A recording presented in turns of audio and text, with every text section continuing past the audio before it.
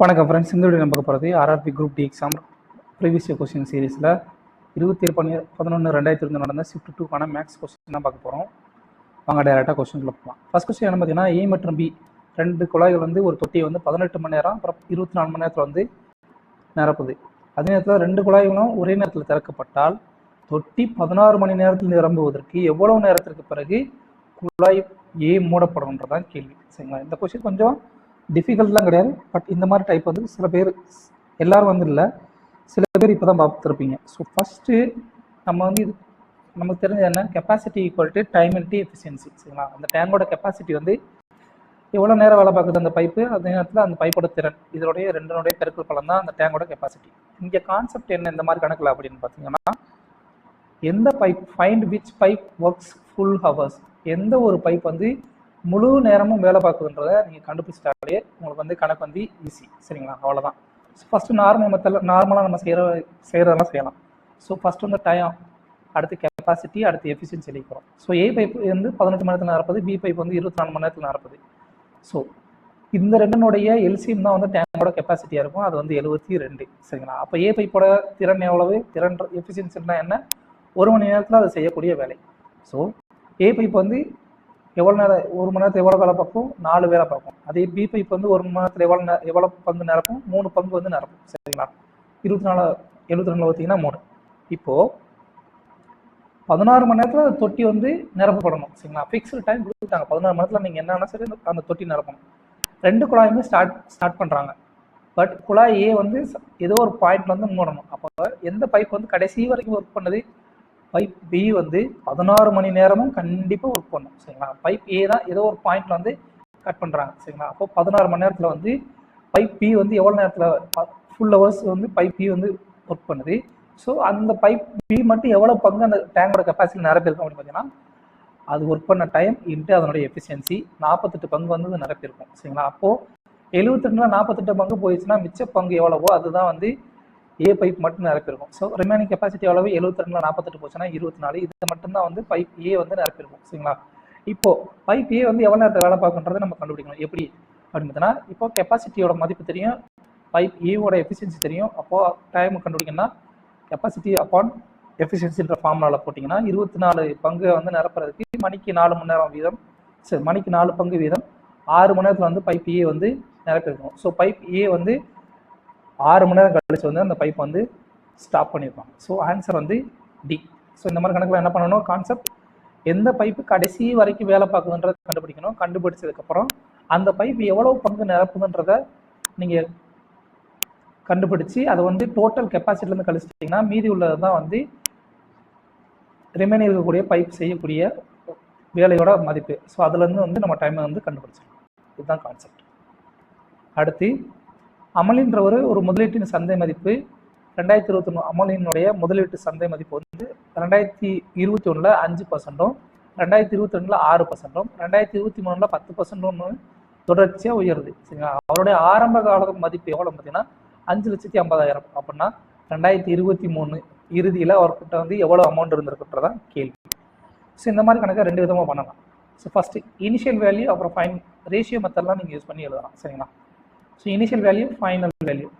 So first வந்து 5% increase ஆகுது, அடுத்து 6% இன்க்ரீஸ் ஆகுது, அடுத்து 10% இன்க்ரீஸ் ஆகுது, எல்லாமே இன்க்ரீஸ் ஆகுது. ஸோ 5% பின்ன வடிவம்னா 1/20.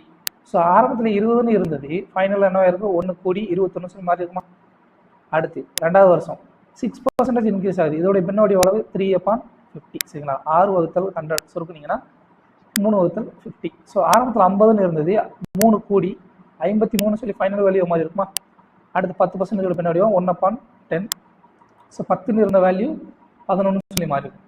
ஸோ இந்த மாதிரி இடத்துல ஸோ வலது பக்கத்தில் இருக்கிற லெஃப்ட் சைடில் உள்ளது, அப்புறம் ரைட் சைடில் உள்ளது, இது வந்து கிராஸ் மல்டிப்ளை வேணால் பண்ணிக்கலாம். ஏதாவது ஒரு சம்டைம் சப்போஸ் இங்கே 5 மட்டும் தான் இருந்துச்சு அப்படின்னா 4 சொல்லி அடி கொடுத்துக்கலாம். ஸோ அந்த மாதிரி இங்கே அடி கொடுக்குற மாதிரி எதுவுமே இல்லை, ஏன்னா இது வந்து பகாயன்.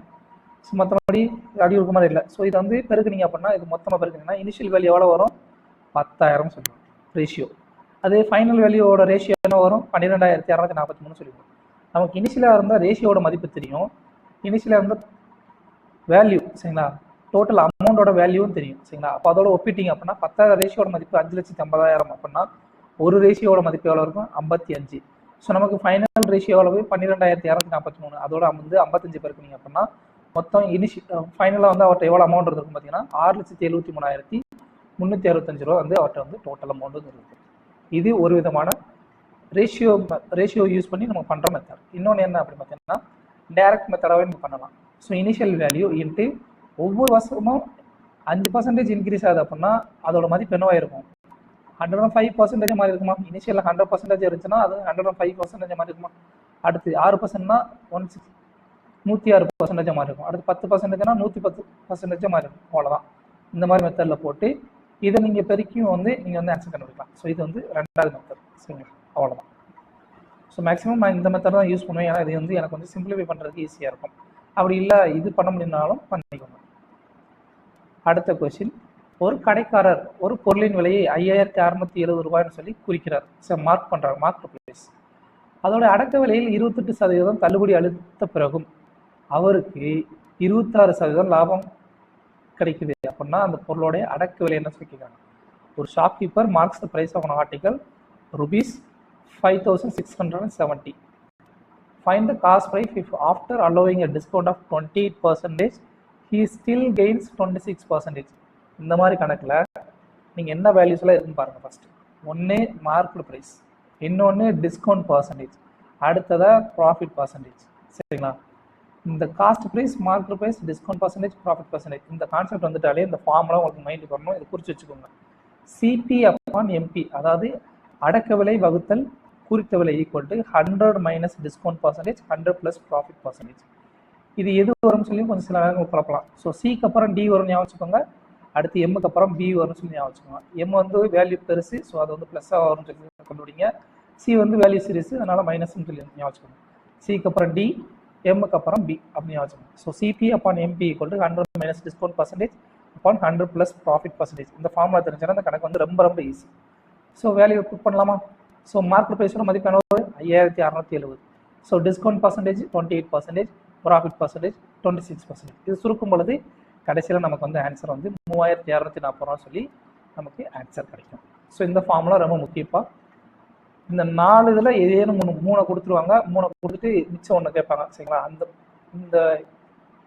இந்த 4 ஏதாச்சும் 3 கொடுத்துட்டாங்க அப்படின்னாலே இந்த ஃபார்முலா வந்து உங்களுக்கு கண்டிப்பாக ஞாபகத்துக்கு வரணும். அவ்வளோதான்.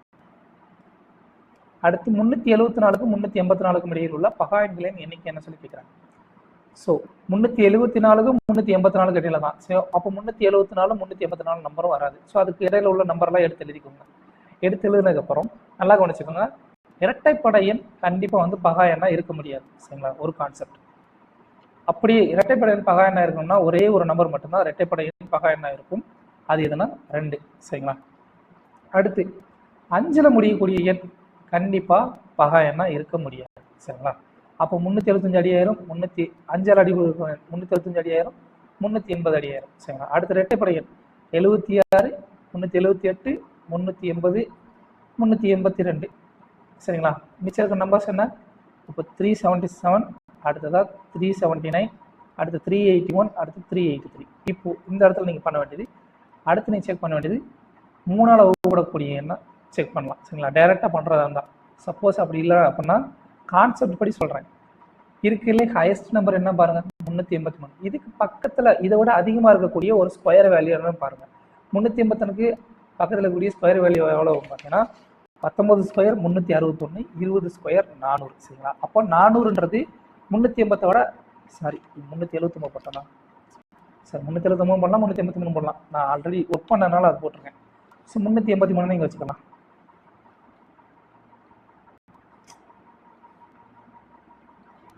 ஸோ 383 விட ஹையஸ்ட் வேல்யூவாக இருக்கக்கூடிய நம்பர் ஸ்கொயர் வேல்யூ எது பார்த்தீங்கன்னா 400. இதோட அடிமானம் என்ன பார்த்தீங்கன்னா 20 ஸ்கொயரா.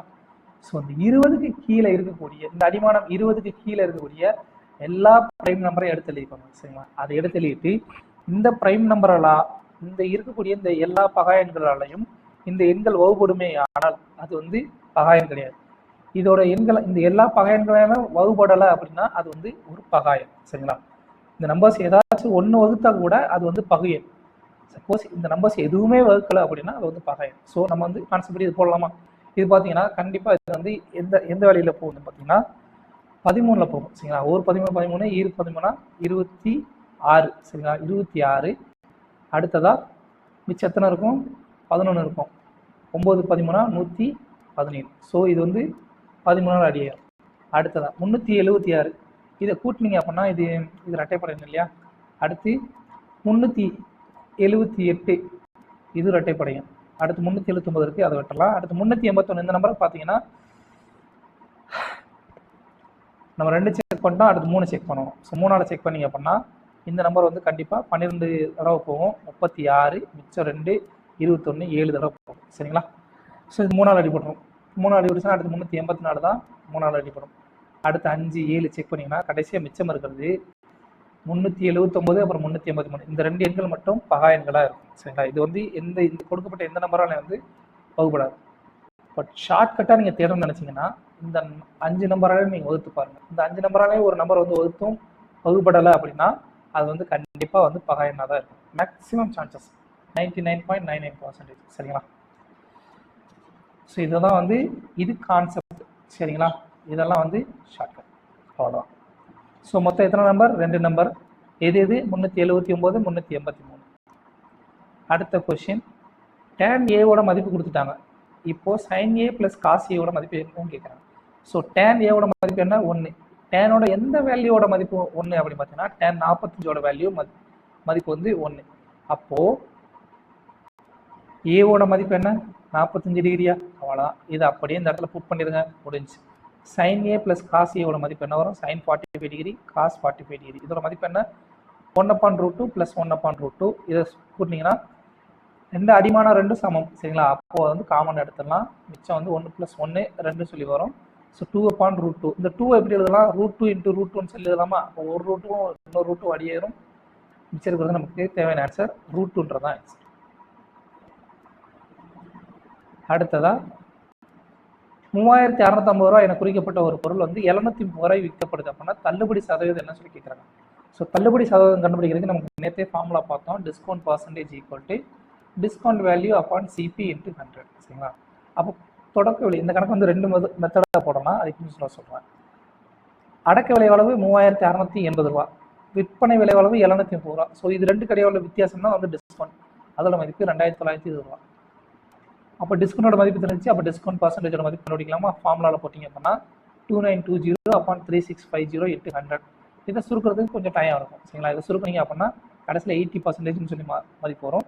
ஸோ டிஸ்கவுண்ட் பர்சன்டேஜ் மதிப்பு 80%. மெத்தட் 2 என்ன அப்படின்னு பார்த்தீங்கன்னா ரேஷியோ மெத்தடை யூஸ் பண்ணி நீங்கள் பண்ணலாம். ஸோ மார்க்கெட் ப்ரைஸ் அப்புறம் செல்லிங் ப்ரைஸ். சாரி, இது நான் அடக்க விலையை சொல்லிட்டேன், மன்னிச்சிருங்க. மார்க்கெட் ப்ரைஸ் இங்கே ஃபார்முலாலே தப்பு பண்ணி எடுக்கணும். நம்ம ஏற்கனவே நம்ம சொல்லியிருந்தோம் இல்லையா, நேற்றையும் மார்க்கெட் ப்ரைஸில் இருந்து தான் கண்டிப்பாக வந்து டிஸ்கவுண்ட் பர்சன்டேஜ் வந்து கால்குலேட் பண்ணுவாங்கன்னு சொல்லி நம்ம ஏற்கனவே சொல்லியிருந்தோம் இல்லையா. So MP. So market price selling ப்ரைஸோட ரேஷியோ வந்து வச்சு நம்ம வந்து கணக்கு கண்டுபிடிக்கலாம். மார்க்கெட் ப்ரைஸோட மதிப்பு அளவு 3650, செல்லிங் ப்ரைஸோட மதிப்பு அளவு 730. ஸோ இது 2 இடத்துல எழுதிக்கிட்டீங்க அப்படின்னா இதை சுருக்கும் பொழுது 5 அடி எடுத்தீங்கன்னா இது 1 தடவை போகும், இது வந்து 5 தடவை போகும் சரிங்களா. 5:1 சொல்லியிருக்கோம். ஸோ 5ன்னு இருந்த மார்க்கெட் ப்ரைஸோட மதிப்பு இப்போ 1 மாறி இருக்கு. அப்போ அதோட ரேஷியோ எவ்வளோ குறைஞ்சிருக்கு? 4 ரேஷியோ குறைஞ்சிருக்கா? ஸோ அப்போ இதான டிஸ்கவுண்ட் வேல்யூவாக இருக்கும். So discount percentage equal to discount value upon market ப்ரைஸோட வேல்யூ 5 சரிங்களா. அடி எடுத்தீங்க அப்படின்னா 80% தான் ஆன்சர். இது பண்ண மாத்திரம் வந்து உங்களுக்கு வந்து ஈஸியாக இருக்கும். அடுத்த கொஸ்டின் ரொம்ப ரொம்ப நல்ல கொஸ்டின்ப்பா. நான் எங்கெல்லாம் ஸ்டார் மார்க் போகிறேன்னா அந்த கணக்கில் வந்து நோட் பண்ணிக்கோங்க. ஒரு சமபக்க முக்கோணத்தின் பக்கம் ஒரு சதுரத்தின் பக்கத்திற்கு சமம் சரிங்களா. சமபக்க முக்கோணத்தின் பக்கத்தோட அளவு சதுரத்தோட பக்கத்தோட அளவுக்கு சமம்.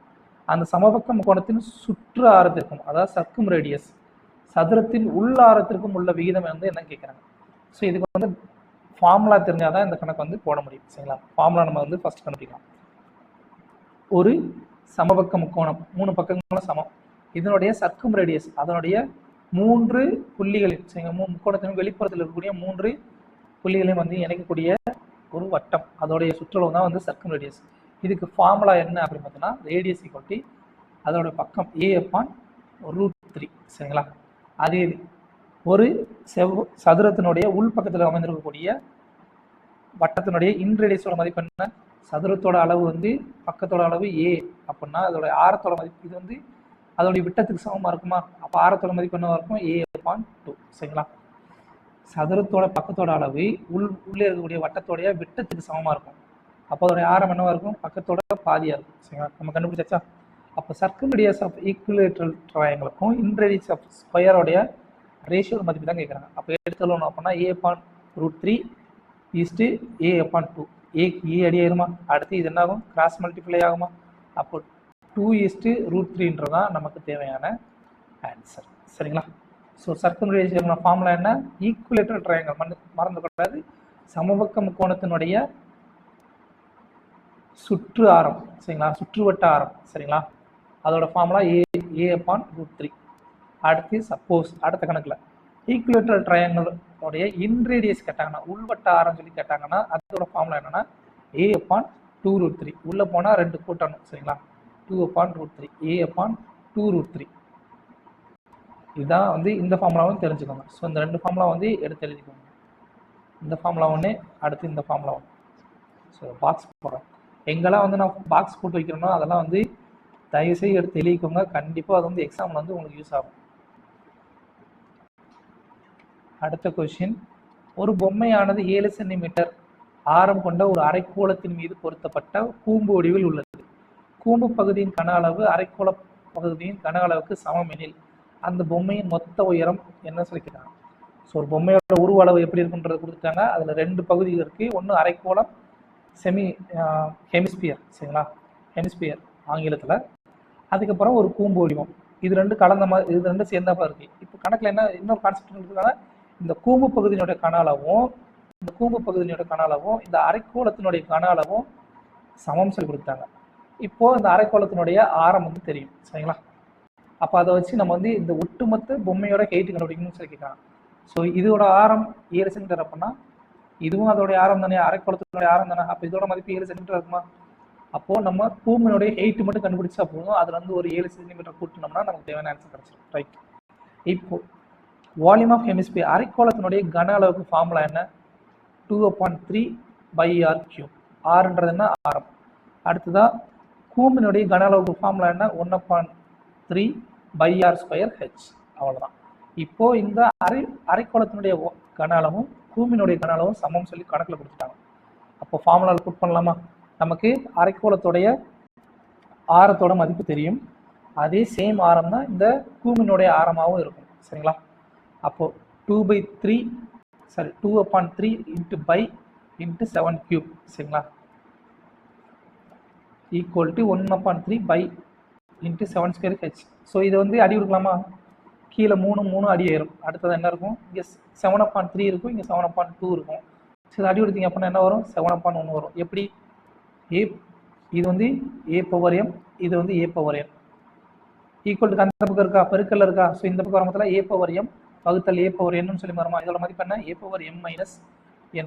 அப்போது 7/3 - 2 = 7/1. புரிஞ்சதா? அப்போது 2 × 7 தான் ஹைட்டோட மதிப்பு. சரிங்களா? அப்போ ஹைட்டோட மதிப்பு 14 சென்டிமீட்டர். நமக்கு என்ன தேவை? அந்த பொம்மையோட மொத்த உயரமும் தேவை. சரிங்களா? ஹைட் ப்ளஸ் 7 சென்டிமீட்டர் தான் அந்த பொம்மையோடைய உயரம். ஹைட்டோட மதிப்பு எவ்வளவு? 14 கூட்டல் ஒரு 7 21 சென்டிமீட்டர்ன்றதான் அந்த பொம்மையோடைய மொத்த உயரம். சரிங்களா? எவ்வளோதான் கான்செப்ட். ஸோ இந்த 2 ஃபார்முலாவும் தெரிஞ்சிருக்கணும்ப்பா. இந்த 2 ஃபார்முலா தெரிஞ்சிருந்தால் தான் இந்த கணக்கு வந்து போட முடியும்.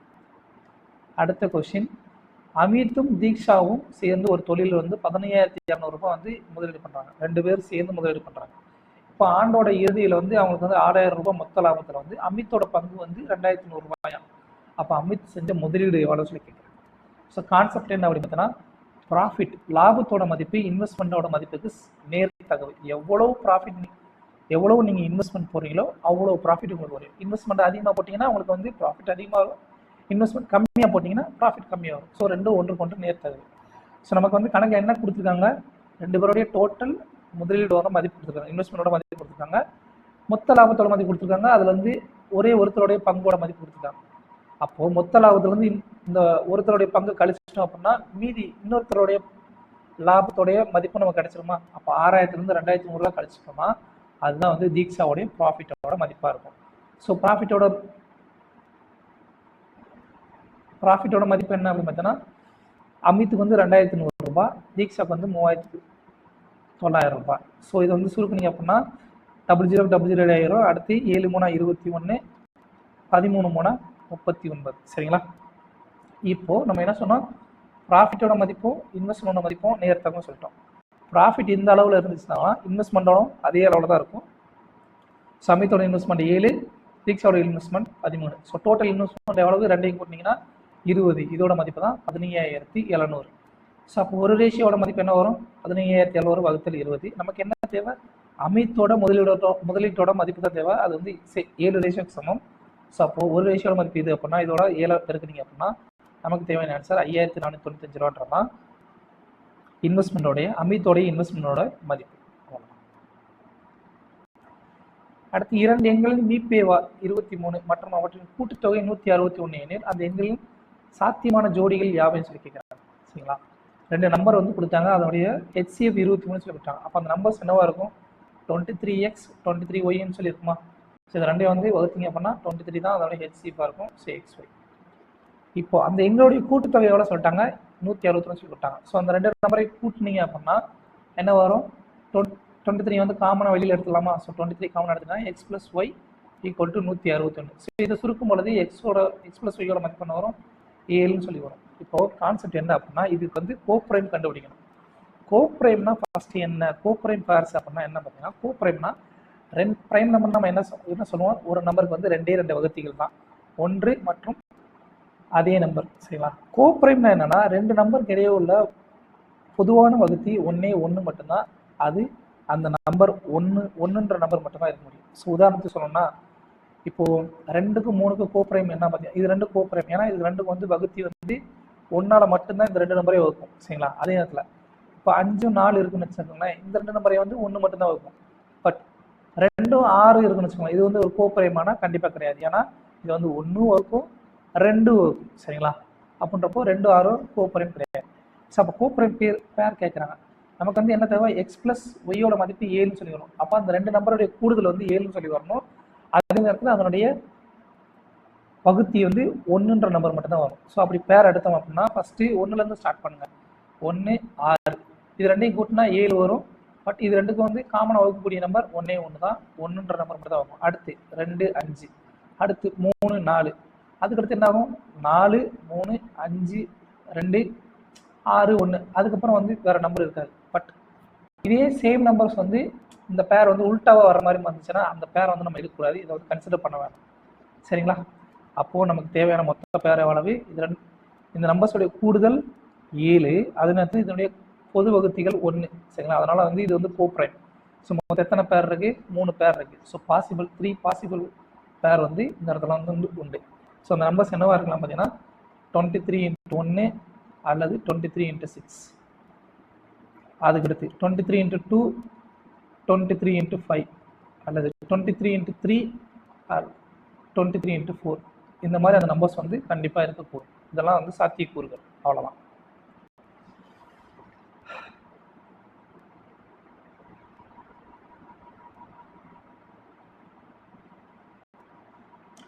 அடுத்த கொஸ்டின் என்ன பார்த்தீங்கன்னா, 19 பிப்ரவரி 2024 முதல் 20 ஏப்ரல் 2024 வரையிலான காலத்திற்கு 4,000 ரூபாய்க்கு ஆண்டுக்கு 6% வட்டி விகிதத்தில் கிடைக்கும் தனி வட்டியோட மதிப்பு என்ன சொல்லி கேட்குறாங்க.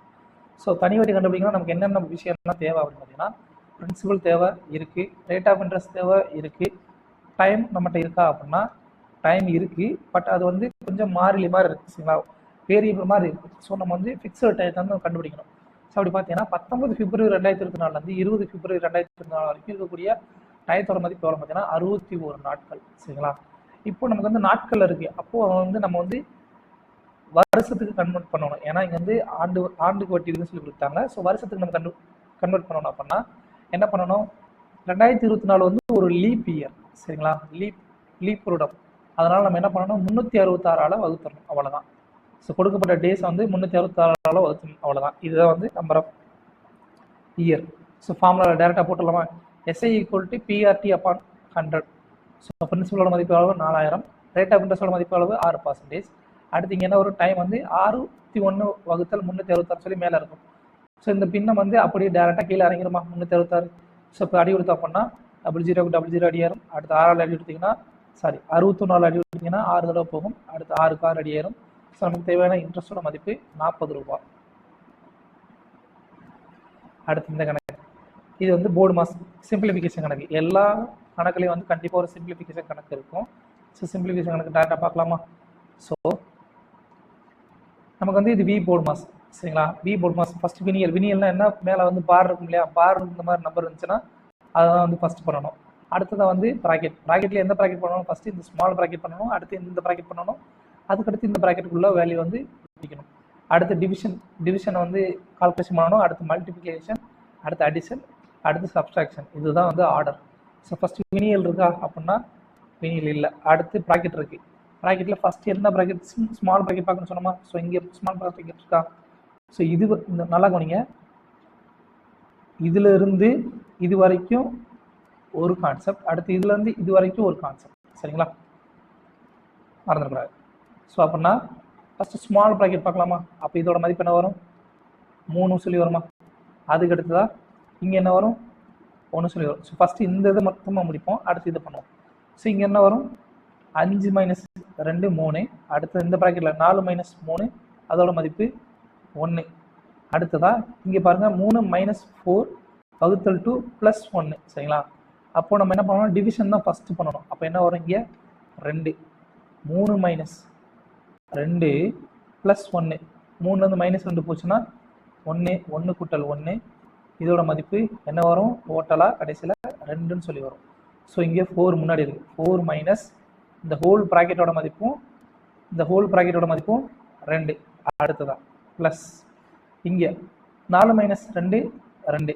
அடுத்ததா இங்கே பாருங்கள் 4 ப்ளஸ் இங்கே சின்ன ப்ராக்கெட் முடிஞ்சு, அடுத்து வேறு இந்த ப்ராக்கெட் இல்லை. ஸோ அடுத்து இந்த ப்ராக்கெட் தான் இருக்குது. இதுக்குள்ளே என்ன ஆப்ரேஷன் மாதிரி பண்ணணும் அப்படின்னு பார்த்தீங்கன்னா ஃபஸ்ட்டு டிவிஷன் பண்ணணும். ஸோ 18 வகுத்தல் 2 9. ஸோ 9 × 2, அடுத்து இங்கே பெருக்கலாம் இருக்கா? அப்போது 4 + 9 × 3 × 2.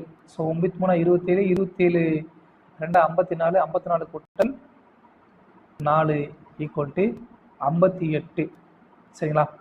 அப்போது கடைசி என்ன வரும்? இது 4 - 2 2 + 58 = 60ன்றதான் ஆன்சர், சரியா? ஸோ ஃபஸ்ட்டு ஆர்டர் வைஸாக நீங்கள் வந்து ஃபாலோ பண்ணணும். ப்ராக்கெட்டில் எந்த ப்ராக்கெட், இந்த ப்ராக்கெட் ஃபஸ்ட் பண்ணணும், அடுத்து இந்த ப்ராக்கெட், அடுத்து இந்த ப்ராக்கெட், சரிங்களா? அடுத்த கொஸ்டின், ஒரு சதுர வயலுக்கு மீட்டருக்கு 15 ரூபாய் வீதம் வேலி அமைக்க ஆகும் செலவு 18,000 ரூபாயா? அதே வயலுக்கு 100 மீட்டருக்கு 11 ரூபாய் வீதம் வேலி அமைக்க ஆகும் செலவு வந்து என்ன கேட்குறாங்க? ஸோ ஒரு சதுர வயல் இருக்குது, அந்த வயலை சுற்றி வேலி அமைச்சிருக்காங்க. அந்த வேலிக்கு ஆகக்கூடிய மொத்த செலவோட மதிப்பு அளவு 18,000 ரூபாய். 1 மீட்டருக்கு எவ்வளோ ஆயிருக்கு? 15 ரூபாய் இருக்குது. அப்போது அந்த வேலியோட அதே இன்னொரு தடவை வேலி அமைக்கிறதுக்கு 100 மீட்டருக்கு 11 ரூபாய்க்கு வீதம் எவ்வளோ செலவு வந்து கேட்குறாங்க. ஸோ இங்கே நம்ம என்ன ஃபாலோ பண்ணணும் அப்படின்னா ஃபஸ்ட்டு அந்த வேலியோட சுற்றளவு எவ்வளோன்னு சொல்லி கண்டுபிடிக்கணும். அது நம்ம எப்படி கண்டுபிடிக்கிறது? நமக்கு தான் இங்கேருந்து மொத்த செலவோட மதிப்பு தெரியும், 1 மீட்டருக்கு ஆகக்கூடிய செலவோட மதிப்பு தெரியும். அப்போ மொத்தமாக எவ்வளோ மீட்டருக்குன்னு கண்டுபிடிச்சலாமா? அப்போ சதுரத்தோட சுற்றளவோட ஃபார்முலா என்ன? 4a, சரிங்களா? மொத்தம் ஆயிருக்கக்கூடிய செலவு அளவு இந்த 4a. இந்த சுற்றளவில் மீட்டருக்கு 15 ரூபா கொடுத்து செலவு பண்ண மொத்தம் எவ்வளோ ஆயிருக்கு? 18,000 ரூபா செலவாயிருக்கு. ஸோ அவ்வளோதான், 4a × 15 = 18,000 சமம், சரிங்களா? இந்த சுற்றளவுக்கு மீட்டருக்கு 15 ரூபா. அப்போ இதை சுருக்கும் பொழுது ஏவோட மதிப்பு எவ்வளோ வரும்? 300 மீட்டர் சொல்லி வரும். ஸோ சதுரத்தோட பக்க அளவு 300 மீட்டர் அப்படின்னா அதோடைய சுற்றளவு எவ்வளோவா இருக்கும்? 4 × 300 1200 மீட்டர் அந்த வேலி, அந்த சதுரத்தோடைய சுற்றளவு, சரிங்களா? இப்போது 4 × 300 1200 மீட்டர். நமக்கு என்ன கணக்கில் என்ன கொடுத்துருக்காங்க? இதே வயலுக்கு 100 மீட்டருக்கு 11 ரூபா செலவழிக்கிறாங்களாம், சரிங்களா? 100 மீட்டருக்கு 11 ரூபா செலவழிச்சாங்கன்னா 1200 மீட்டருக்கு எவ்வளோ செலவழிப்பாங்க? 11 × 12 132 ரூபா வந்து செலவழிச்சிருப்பாங்க. அவ்வளோதான், சிம்பிள். அடுத்து இது ரொம்ப ரொம்ப நல்ல கொஸ்டின்ப்பா ஆக்சுவலாக. சாரி, 2 சரக்குந்துகள், 2 லாரி இருக்குது, அதோடைய வேகங்களோட மதிப்பு கொடுத்துருக்காங்கன்னா 7:4. வேகமான சரக்கு 196 கிலோமீட்டர் தூரத்தை கடக்க மற்ற சரக்குந்து எடுக்கும் நேரத்தை விட 7 மணி நேரம் குறைவாக எடுத்துக்கொள்ளுதான். மெதுவான சரக்குந்தின் வேகத்தை காண்போம்னு சொல்லி கேட்குறாங்க. ஸோ கான்செப்ட் இங்கே என்ன அப்படின்னா, நமக்கு வந்து என்ன கொடுத்துருக்காங்க? வேகத்தோட மதிப்பு கொடுத்துருக்காங்க. அடுத்து ரெண்டு ட்ரக்குக்கு இடையில டயத்தோட வித்தியாசம் கொடுத்துருக்காங்க. டோட்டல் டிஸ்டன்ஸ் எவ்வளோ சொல்லி கொடுத்துருக்காங்க. ஸோ இதுலேருந்து எப்படி நமக்கு வந்து மெதுவான சரக்குந்தோட வேகத்தை கண்டுபிடிக்கணும் அப்படின்னு பார்த்தீங்கன்னா, ஸோ வேகத்தை கண்டுபிடிக்கணும் அப்படின்னா ஃபர்ஸ்ட் வந்து அதோட டயத்தோட மதிப்பு கண்டுபிடிக்கணும். சரிங்களா? நம்மகிட்ட என்ன இருக்குது, டிஸ்டன்ஸோட வேல்யூ தான் இருக்குது. ஸோ அதோட டயத்தோட வேல்யூ கண்டுபிடிக்கிறது கான்செப்ட் என்னன்னா, ஸ்பீடும் டைமும் ஒன்றுக்கு ஒன்று எதிர்த்தகவு. ஸோ ரொம்ப ஒரு இடத்துக்கு நீங்கள் வேகமாக போன அடிச்சிங்கன்னா வேகத்தை கூட்டுறீங்க அப்படின்னா நீங்கள் சீக்கிரமாக போய் சேர்ந்துருவீங்க. அது இது வேகத்தை குறைச்சிங்க அப்படின்னா லேட்டாக போய் சேருவீங்க. அப்போது ஸ்பீடும் டைமும் ஒன்று கொண்டு எதிர்த்தகவு. நம்மகிட்ட கணக்கில் என்ன கொடுத்துருக்காங்க, ட்ரக் 1 ட்ரக் 2 ஸ்பீடோட விகிதம் கொடுத்துருக்காங்க 7:4. அப்போ அதனுடைய டைம் என்னவா இருக்கும், இது அப்படியே தலையிலேயே மாறும். சரிங்களா? 4:7 சொல்லி மாறும். இதுதான் ட்ரக் 1 டயத்தோட மதிப்பு, ட்ரக் 2 டயத்தோடைய மதிப்பு. சரிங்களா? இப்போ இது ரெண்டு கூட எவ்வளோ வித்தியாசம் தான் இங்கே கணக்கில் என்ன கொடுத்துருக்காங்க, வேகமான சரக்கு வந்து 196 கிலோமீட்டர் கடக்க எவ்வளோ நேரம் எடுத்துக்கிறது, மெதுவாக போகிற வண்டியை விட 7 மணி நேரம் கம்மியாக எடுத்துக்கிறான். சரிங்களா? அப்போது மெதுவாக போகிற வண்டி அது ட்ரக் 2. சரிங்களா?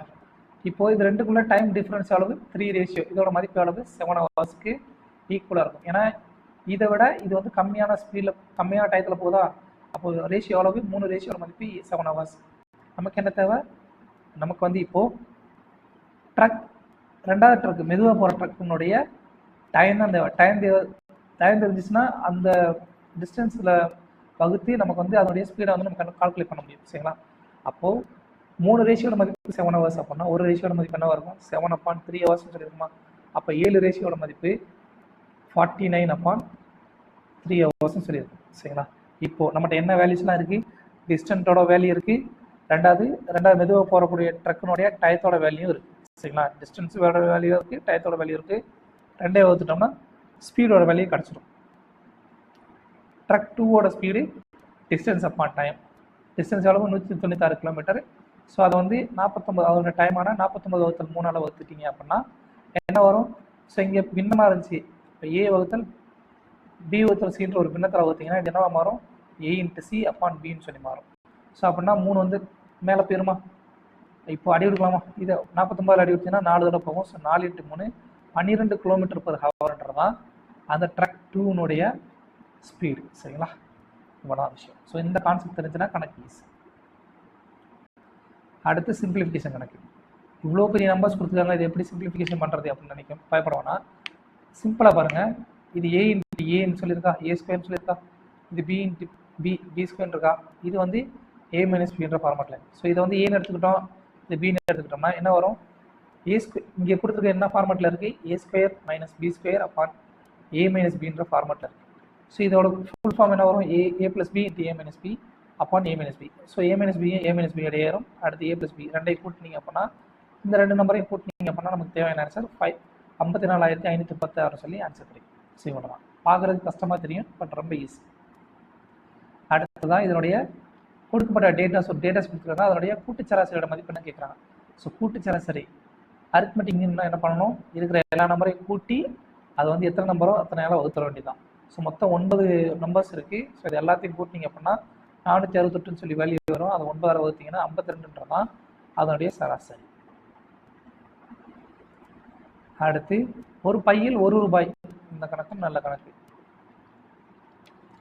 ஒரு பையில் வந்து 1 ரூபாய் இருக்குது, 2 ரூபாய் நாணயங்கள் வந்து இருக்குது. நாணயங்களின் மொத்த எண்ணிக்கை வந்து 10. சரிங்களா? டோட்டல் நாணயத்தோட எண்ணிக்கை 10, அவற்றின் மொத்த மதிப்பு 16 ரூபாய். சரிங்களா? அதோட வேல்யூ வந்து 16 ரூபாய். 2 ரூபாய் நாணயங்களின் எண்ணிக்கைக்கும் 1 ரூபாய் நாணயங்களின் எண்ணிக்கைக்கும் உள்ள வித்தியாசம் என்ன கேட்குறாங்க. ஸோ இங்கே கான்செப்ட் என்ன பண்ணணும் அப்படின்னா, எந்த வேல்யூ கொடுக்கப்பட்ட நாணயங்களில் எந்த நாணயத்தோட வேல்யூ மினிமமாக இருக்கோ அதை கடைசி வரைக்கும் மொத்தமாக நம்ம எடுத்துக்கணும். சரிங்களா? அப்படி எடுத்துட்டோம்னா எக்ஸஸாக இருக்கக்கூடிய, சரிங்களா, அப்போ டோட்டல் நம்பர் ஆஃப் காயின்ஸால் அந்த மினிமம் அமௌண்டோட வேல்யூவால் பெருக்குறீங்க அப்படின்னா எக்ஸஸாக வரக்கூடிய அமௌண்ட் எதை குறிக்கும் அப்படின்னு பார்த்தீங்கன்னா ஹையஸ்ட் வேல்யூவாக இருக்கக்கூடிய நாணயத்தோட மதிப்பு குறிக்கும். அதாவது take minimum denomination as whole, excess amount represents highest denomination. புரிஞ்சதா? ஸோ கணக்கில் பார்க்கலாம். காயின்ஸு டினாமினேஷன், காயின்ஸ் எவ்வளோ தானே இருக்குது, டோட்டல் 10 காயின்ஸு, அதோட வேல்யூ வந்து 16 ரூபாய். இப்போ 1 ரூபாய் காயின் இருக்குது, 2 ரூபாய் காயின் இருக்குது. நம்ம என்ன பண்ண போகிறோம், டோட்டலாகவே 1 ரூபாய் காயினாக நம்ம எடுத்துக்க போகிறோம். சரிங்களா? அப்போ 2 ரூபாய் காயின் என்ன, 1 வந்து எக்ஸ்ட்ரா இருக்குது. ஸோ மொத்தம் 10 காயின் வந்து 1 ரூபாய் காயினாகவே இருந்துச்சுன்னா அதோட மதிப்பு எவ்வளோ இருக்கும், 10 ரூபா இருக்கும். பட் நம்மகிட்ட எவ்வளோ இருக்குது, ஆக்சுவலாக 16 ரூபாய் இருக்குது. அப்போ எக்ஸஸ் அமௌண்ட் எவ்வளவு, 6 ரூபாய். அப்போ 6 ரூபாய் எந்த நாணயத்தோட மதிப்பாக இருக்கும், 2 ரூபாய் நாணயத்தோட மதிப்பாக இருக்கும். சரி, 2 ரூபாய் நாணயத்தில் எவ்வளோ எக்ஸஸாக இருக்குது, 1 ரூபாய் கூட்டி இருக்குமா, அப்போது 6 2 நாணயங்கள் வந்து இருக்குது. டோட்டலாகவே 6 2 நாணயம். அப்போ நம்பர் ஆஃப் 2 நாணயத்தோட மதிப்பு எவ்வளவு? 6 காயின். சரிங்களா? அப்போ நம்பர் ஆஃப் 1 காயினோட மதிப்பு எவ்வளோ வரும்? 10 காயின். டோட்டல் காயின்லேருந்து 6 கழிச்சிட்டிங்கன்னா 4 இருக்கும். ஸோ இது 2 வித்தியாசம் தான் கேட்குறாங்க. 2 வித்தியாசம், 2 காயின் வந்து வித்தியாசம். ஸோ ஆன்சர் வந்து 2. மறுபடியும் சொல்கிறேன், கொடுக்கப்பட்ட நாணயங்களில் எந்த நாணயத்தோட மதிப்பு ரொம்ப குறைவோ அதை வந்து காமனாக எடுத்துக்கோங்க. காமனாக எடுத்துகிட்டு டோட்டல் நம்பர் ஆஃப் காயின்ஸ் எவ்வளவோ அதில் பெருக்குனீங்க அப்படின்னா ஒரு வேல்யூ கிடைக்கும். அந்த வேல்யூவை ஒரிஜினல் வேல்யூவாக நம்மகிட்ட கணக்கில் கொடுத்துருக்கக்கூடிய அந்த ஒரிஜினல் வேல்யூன்னு கழிச்சிங்கன்னா எவ்வளோ அமௌண்ட் எக்ஸஸாக இருக்கோ அது வந்து எதை குறிக்கும் அப்படின்னா அதிகமாக இருக்கக்கூடிய பண மதிப்பு அதிகமாக இருக்கக்கூடிய காயினுடைய எண்ணிக்கையாக இருக்கும். சரிங்களா? அப்போ நம்பர் ஆஃப் 2 காயின் எவ்வளவு? இங்கே 6 வந்து அதிகமாக இருக்குது. ஸோ காயினோட எவ்வளவு கூட இருக்குது? 1 கூட இருக்கா? ஸோ அப்போ 6 கூட இருக்குன்னா 6 காயின் கூட இருக்குமா? 1 கூட இருக்கு. ஸோ 6 மொத்தம் இங்கே கூட இருக்குது. அப்போ எத்தனை காயின் இருக்கும்? 6 காயின் வந்து 2 காயினாக இருக்குமா? அவ்வளோதான் விஷயம். அப்போ நமக்கு தேவையான ஆன்சர் கடைசியில் 2 சொல்லி ஆன்சர் கிடைக்கும். ஸோ அவ்வளோதான். அடுத்து, ஒரு சகோதரன் தன் சகோதரியோட 6 வயது மூத்தவன். அவர்களுடைய தற்போதைய வயதுகளின் கூட்டுத்தொகை 38. இப்போ இன்றிலிருந்து 15 ஆண்டுகளுக்கு பிறகு சகோதரின் வயது என்ன சொல்லிக்கிறான்? இவ்வளோலாம் கான்செப்ட் போட தேவையில்லை. சிம்பிள். அவங்க 2 பேத்துக்குடைய வித்தியாசம் 6 வயசு. ஸோ பையன் வந்து மூத்தவன் அப்படின்னா நம்ம நேற்று ஒரு கான்செப்ட் பார்த்தோம் இல்லையா? Difference between the age is constant. சரிங்களா? ஒருத்தருடைய ஆரம்பத்தில் ஒருத்தவங்களுக்கு வந்து வயசு இடையுள்ள வித்தியாசம் வந்து கடைசி வரைக்கும் அதே சேம் வயசு டிஃப்ரென்ஸ் தான் வந்து ஏஜ் டிஃப்ரென்ஸ் தான் வந்து மெயின்டைன் ஆகும். ஸோ 6 வயசு கூட இருக்குது அப்படின்னா 2 பேரோட வயசோட கூட்டுத்தொகை எவ்வளவு? 38. அப்போது அந்த பையனுக்கு 6 வயசு கூட இருக்குமா? அப்போ மிச்சம் எவ்வளோ இருக்கும்? 32 வயசு இருக்குமா? 2 பேர். அப்போ ஒருத்தருக்கு சராசரி வயசு எவ்வளோ இருக்கும்? 16 வயசுன்றது கண்டிப்பாக அவங்க சிஸ்டரோட வயசாக இருக்கும். நமக்கு 15 வருஷம் கழிச்சு அவங்களோட வயசு என்ன இருக்கும்? 31 தான். டேரெக்டாக இங்கேயே போட்டுடலாம். பட் உங்களுக்கு புரியுன்றதுக்காண்டி பிரதரோட வயசு சிஸ்டரோட வயசோட 6 கூட. அப்போது பிரதருக்கு சிஸ்டருக்கு உள்ள வித்தியாசம் 6. பர்சன்டேஜ் என்ன கொடுத்துட்டாங்க? 2 பேரோட வயசோட கூடுதல் வந்து 38 சொல்லி கொடுத்தாங்க. பிரதர் ப்ளஸ் சிஸ்டர் 38 வயசு. ஸோ இது ரெண்டையும் கூட்டினீங்க அப்படின்னா 2 அடியாரும் 2 பிரதர் ஈக்குவல் டு 44 அப்படின்னா பிரதரோட வயசு 22. ஸோ சிஸ்டரோட வயசு என்ன இருக்கும்? இதுலேருந்து 38லேருந்து 22 வயசு கழிச்சிட்டிங்க அப்படின்னா சிஸ்டரோட வயசு 16. 15 வருஷம் கழிச்சு சிஸ்டரோட வயசு என்னவாக இருக்கும்? 16 + 15 ஈக்குவல் டு 31 இயர்ஸ்ன்றதான் அந்த சிஸ்டருடைய வயசு. அடுத்து, ஒரு கடைக்காரர் ஒரு பொருளை 85 ரூபாய் 50 பைசாவுக்கு விற்கிறார். அவருக்கு 12.5% லாபம் கிடைக்குது. இப்படி விற்கும் பொழுது அவர் அதை 81 ரூபாய் 70 பைசாக்கு விற்றுருந்தார் அப்படின்னா அவருடைய லாபம் அல்லது நஷ்ட சதவீதம் என்னன்னு கேட்குறாங்க. சரி, நம்ம என்ன இருக்குது? நமக்கு லாபமாக நஷ்டமாக பார்க்கணும்னா நமக்கு ஃபஸ்ட் என்ன தேவை? அந்த பொருளோட அடக்க விலை தேவை. சரிங்களா? பட் இங்கே என்ன கொடுத்துருக்காங்க? பொருளோட விற்பனை விலை கொடுத்துருக்காங்க, அதோடைய லாப சதவீதம் கொடுத்துருக்காங்க. அப்போ அதுலேருந்து பொருளோடைய அடக்க விலை நம்ம கண்டுபிடிக்கணும். அடுத்ததாக 2வது இருக்கக்கூடிய விற்பனை விலையோட ஒப்பிட்டோம் அப்படின்னா நமக்கு லாபமாக நட்டமானு தெரிஞ்சிடும். அவ்வளோதான். ஸோ ஃபஸ்ட்டு நம்ம வந்து சிபி கண்டுபிடிக்கணும். இப்போ 12.5%ஓட பின்ன வடிவம் என்ன பார்த்தீங்கன்னா 1/8. இங்கே 8ன்றது என்ன? அடக்க விலை. 1ன்றது என்ன? ப்ராஃபிட். அப்போ செல்லிங் ப்ரைஸ் என்னவாக இருக்கும்? காஸ்ட் ப்ரைஸ் ப்ளஸ் ப்ராஃபிட்டா? 9ன்றது தான் செல்லிங் ப்ரைஸ். ஸோ SP 1 அதோட மதிப்பு என்ன? அந்த 9 ரேஷியோட மதிப்பு 85 ரூபா 50 பைசா அப்படின்னா ஒரு ரேஷியோட மதிப்பு 9 ரூபாய் 50 பைசா. அப்போது நமக்கு வந்து 8ன்றதான் அடக்கு விலை. ஸோ அடக்க விலையோட மதிப்பு 8ஓட மதிப்பு என்ன வரும்னா இதை 8ஆல் பெருக்கிட்டீங்க அப்படின்னா நமக்கு தேவையான அடக்க விலை 76 ரூபான்னு சொல்லி கிடைக்கும். ஸோ நமக்கு வந்து அடக்க விலை தெரிஞ்சிருச்சு. இப்போ 2வது விற்கக்கூடிய அந்த விற்பனை விலையோட மதிப்பு என்ன? 81 ரூபாய் 70 பைசா. ஸோ இதுக்கு 2க்குள்ள வித்தியாச அளவு 5 ரூபாய் 70 பைசா வந்து அதிகம். ஸோ அடக்க விலையோட 5 ரூபாய் 70 பைசா அதிகமாக இருக்கிறதுனால அது வந்து ப்ராஃபிட். சரிங்களா? இப்போ ப்ராஃபிட் பர்சன்டேஜ் கண்டுபிடிக்க சொல்லியிருக்காங்க. ப்ராஃபிட் பர்சன்டேஜ்னா profit upon CP into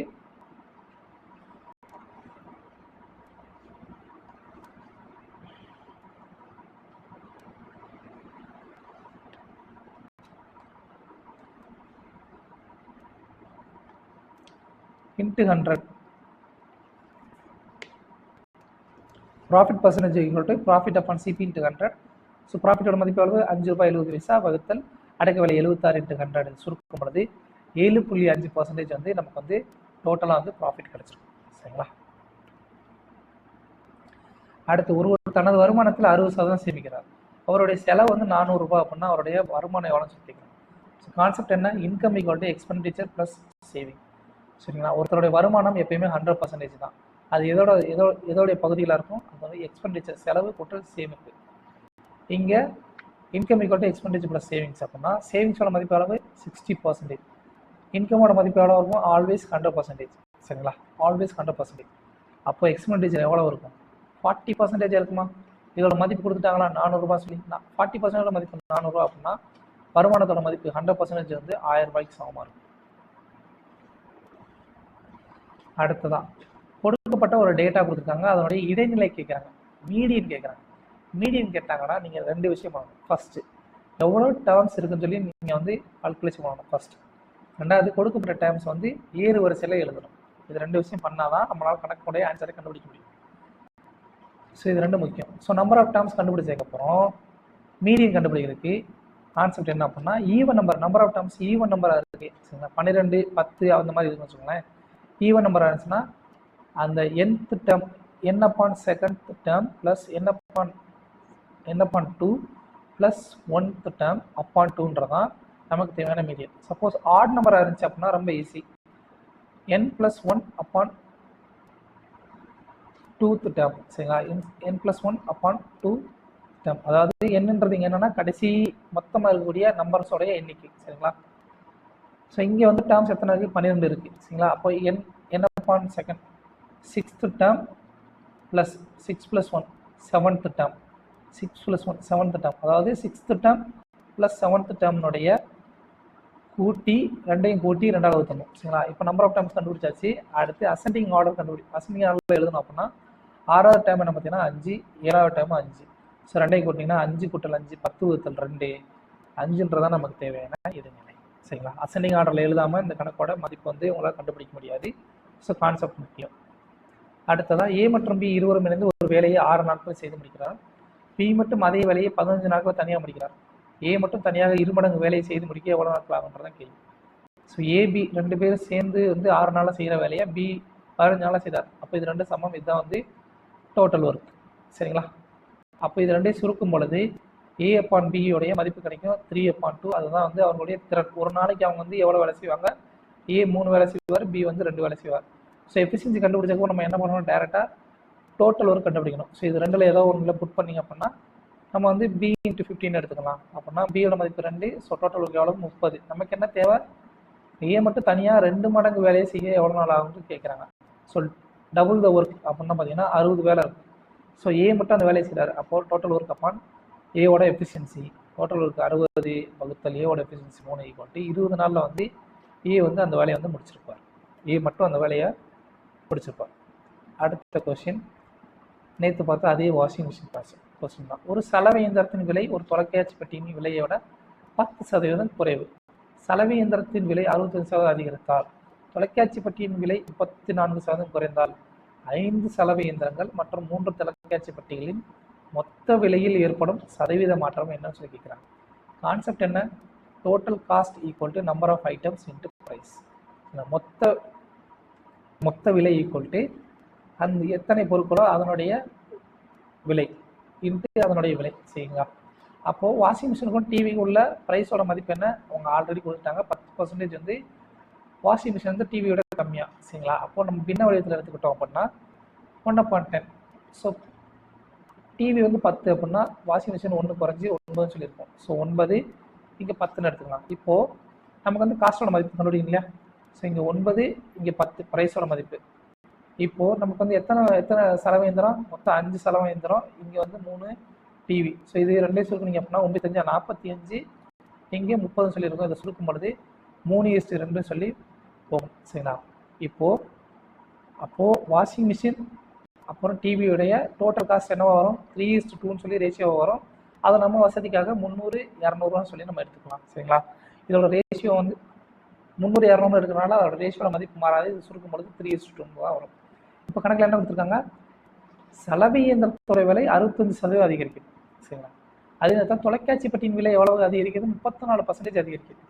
so சலவை இயந்திரத்தோட 34% குறையுது.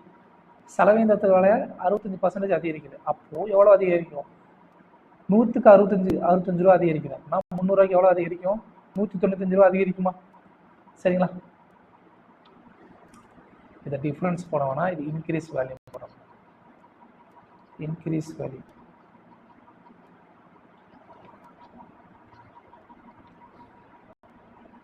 ஸோ 195 ரூபா டிவியோட வாஷிங் மிஷினோட விலை அதிகரிச்சிருக்கும். அடுத்ததான் இது நம்ம டிவியோட விலை 34% குறையுது. அப்போ 134% குறையுதுன்னா 200 ரூபாய்க்கு எவ்வளோ குறைஞ்சிருக்கும்? -68 ரூபா வந்து குறைஞ்சிருக்குமா? ஸோ அப்போ டோட்டலாக இம்பாக்ட் எவ்வளவு? இது ரெண்டையும் கொண்டீங்கன்னா 127 ரூபா அதிகமாக இருக்கும். சரிங்களா? 127 ரூபா ப்ளஸ். ஸோ நமக்கு வந்து விலையில் ஏற்படுற மாற்றம் தான் கேட்குறாங்க. சரிங்களா? அப்போது இதை மட்டுமே எடுத்துக்கிட்டால் போதுமானது. ஸோ விலை எவ்வளோ அதிகரிக்குது? 127 ரூபா அதிகரிக்குது. எவ்வளோலேருந்து அதிகரிக்குது? 300 கூட்டல் 200 500 ரூபாய்க்கு ஆரம்பத்துலேருந்து 500 ரூபாய்க்கு இப்போ எவ்வளோ அதிகரிக்குது? 127 ரூபா அதிகரிக்குது. சரிங்களா? இது வந்து அதிகரிக்கக்கூடிய மதிப்போட விலை மட்டும். சரிங்களா? அப்போ நமக்கு என்ன தேவை? பர்சன்டேஜ் சேஞ்ச் தேவை. So increased value upon initial total cost. Initial total cost into 100 இது சுருக்கும் பொழுது 25.4% வந்து அதோடைய விலை வந்து இன்க்ரீஸ் ஆகும். இதுதான் கான்செப்ட். அடுத்த கொஸ்டின் 160 கிலோமீட்டர் மற்றும் 160 மீட்டர் 140 மீட்டர் நீளமுள்ள 2 தொடர் வண்டிகள் ஒரே திசையில் முறையே மணிக்கு 100 கிலோமீட்டர் மற்றும் 130 கிலோமீட்டர் வேகத்தை செல்கின்றன. பின்னால் இருந்து வரும் வேகமான தொடர் வண்டி மற்றொரு தொடர் வண்டியை முழுமையாக கடந்து செல்ல எடுத்துக்கொள்ளும் நேரம் நிமிடங்களில் எவ்வளோ சொல்லி கேட்குறாங்க. ஸோ நமக்கு வந்து ட்ரெயின் ஃபஸ்ட்டு போகிற ட்ரெயினுடைய ஸ்பீடோ எவ்வளவு? 100. ரெண்டாவது போகிற ட்ரெயின் அதை துரத்திட்டே போகிற ட்ரெயினோட மதிப்பு 130 கிலோமீட்டர். ஸோ ஃபஸ்ட்டு ட்ரெயினோட லென்த் எவ்வளவு? 160 மீட்ரு. ரெண்டாவது ட்ரெயினோட லென்த்து 140 மீட்ரு. இது 100 கிலோமீட்டர் வேகத்தில் போகுது, 130 கிலோமீட்டர் வேகத்தில் போகுது. ரெண்டும் ஒரே திசையில் பயணிக்கிறது. அதுதான் இம்பார்ட்டண்டான விஷயம். ரெண்டும் ஒரே திசையில் பயணிக்கிறாங்க அப்படின்னா ரிலேட்டிவ் ஸ்பீடு என்ன வரும்? ரெண்டு ஸ்பீடோட டிஃப்ரென்ஸ். அப்போ எவ்வளவு? 30 கிலோமீட்டர்ன்றதான் இவங்களோட ரிலேட்டிவ் ஸ்பீடு. சரிங்களா? இப்போ நமக்கு என்ன தேவை? டைம் தான் தேவை. Time equal to distance upon speed. இங்கே டிஸ்டன்ஸ் என்ன வரும்? ரெண்டு ட்ரெயினோடைய லென்த்தையும் கூட்டணும். சரிங்களா? அப்போ 140 + 160 வகுத்தல் 330 கிலோமீட்டர் பர் ஹவர் ஸ்பீடோட மதிப்பு. இப்போ 300 metre upon 300 into 30 into kilometre per ஹவரை மீட்டர் பர் செகண்டை மாற்றோம்னா 5/18 பெருக்கணும். சரிங்களா? அப்போ 5/18 பெருக்குனீங்க அப்படின்னா இங்கே இருக்குது 18 மேலே போயிடும். சரிங்களா? அப்போ கீழே என்ன வரும்? 150 அடி எடுத்தீங்கன்னா 2 இன்ட்டு 18 36 செகண்ட். 36 செகண்ட் 60 செகண்ட் வந்து ஒரு நிமிஷம். அப்படின்னா 36 செகண்ட் என்ன வரும்? ஒரு செகண்ட் என்ன வரும்? 1.16 சொல்லி வருமா? ஒரு செகண்டு. அப்போ 36 செகண்ட் வந்து என்ன வரும்? இன்ட்டு 36 சுருக்கும் பொழுது 10 இங்கே 6 0.6 மினிட்ஸ்ன்றது தான் ஆன்சர். ஸோ 0.6 மினிட்ஸ்ன்றது தான் ஆன்சர். அடுத்ததான் ராஜீவ் மற்றும் சச்சின் முறையே 160 மற்றும் 1690 ரூபாய் வந்து முதலீடு செய்கிறாங்க ஒரு தொழிலில். அவர்கள் ஈட்டிய லாபத்தோட லாபத்தில் வந்து ராஜீவோட பங்கு 720 ரூபா. அப்படின்னா அவர்கள் இருவரும் சேர்த்து ஈட்டிய மொத்த லாபம் வேலை சொல்லி கேட்குறாங்க. அங்கே வந்து ப்ராஃபிட் கொடுத்து இன்வெஸ்ட்மெண்ட் கேட்டிருந்தாங்க இல்லையா? அதே சேம் கான்செப்ட் தான் இங்கேயும். சரிங்களா? இப்போது ப்ராஃபிட்டும் இன்வெஸ்ட்மெண்ட்டும் ஒன்றுக்கொன்று நேர்த்தகவல். இப்போது ராஜீவோடைய இன்வெஸ்ட்மெண்ட் அப்புறம் சச்சினோட இன்வெஸ்ட்மெண்ட். ராஜீவோட இன்வெஸ்ட்மெண்ட் 160, சச்சினோட இன்வெஸ்ட்மெண்ட் 1690. ஸோ இதை சுருக்கும் பொழுது 16:169 சொல்லி அதோடைய ரேஷியோ வந்து இன்வெஸ்ட்மெண்ட் ரேஷியோ வந்து வரும். அதே சேம் ரேஷியோ தான் வந்து ப்ராஃபிட்டாகவும் இருக்கும். ஏன்னா ஒன்றுக்கொன்று நேர்த்தகவல். சரிங்களா? அப்போது இது ரெண்டையும் கூட்டம் மொத்தத்தில் 185. இதோட மதிப்பு தான் 185 ரேஷியோட மதிப்பு தான் தேவை. நம்மகிட்ட என்ன வேல்யூஸ் இருக்குது? ராஜீவோட லாபத்தோட பங்கு வந்து இருக்குது. ராஜீவோட லாபத்தோட ரேஷியோட மதிப்பு தெரியும், அவனுடைய மொத்த மதிப்பும் தெரியும். சரிங்களா? ப்ராஃபிட்டோட ரேஷியோட மதிப்பும் தெரியும், அவனோட ப்ராஃபிட்டோட அளவும் தெரியும். சரிங்களா? அதோட கம்பேர் பண்ணிங்கன்னா ஒரு ரேஷியோட மதிப்பு 45 சொல்லி வரும். நமக்கு என்ன தேவை? மொத்த ப்ராஃபிட்டோட மதிப்பு தேவை 185. ஸோ ஒரு ப்ராஃபிட்டோட மதிப்பு 45 அப்படின்னா 185 ப்ராஃபிட்டோட மதிப்பு 8325தான் ஆன்சர். ஸோ இவ்வளோ தான் ஃப்ரெண்ட்ஸ். தேங்க்யூ.